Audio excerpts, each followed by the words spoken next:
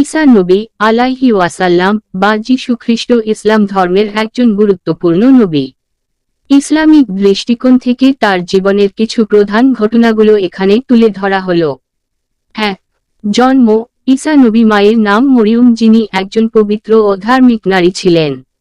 ইসলাম অনুযায়ী ঈসার জন্ম অলৌকিকভাবে হয়, কারণ তার জন্ম পিতাহীন।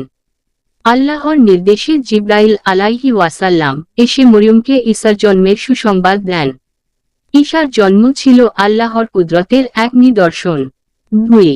শৈশবে কথা বলা। একটি অলৌকিক ঘটনা হিসেবে ঈসা নবী শৈশবে একটি নবজাতক অবস্থায় কথা বলেছিলেন।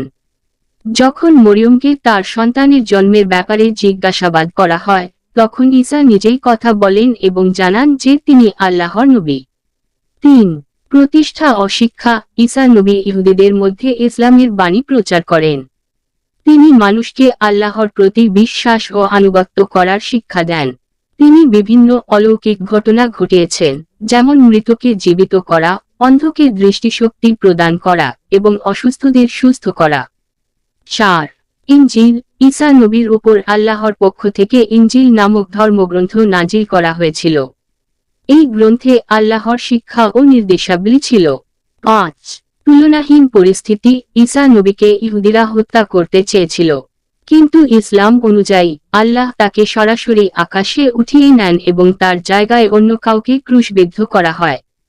মুসলিমদের বিশ্বাস অনুযায়ী ঈসা নবী শেষ সময়ে পুনরায় পৃথিবীতে আসবেন এবং সত্য ধর্ম প্রতিষ্ঠা করবেন।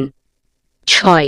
পুনরাগমন। ইসলাম অনুযায়ী কিয়ামতের আগে ঈসা নবী পৃথিবীতে পুনরায় আসবেন এবং মিথ্যা ও অত্যাচারের বিরুদ্ধে লড়াই করবেন। তিনি দাজ্জালের বিরুদ্ধে যুদ্ধ করবেন এবং তাকে পরাজিত করবেন। এরপর তিনি কিছুদিন পৃথিবীতে অবস্থান করবেন এবং ইসলামের শিক্ষা প্রচার করবেন।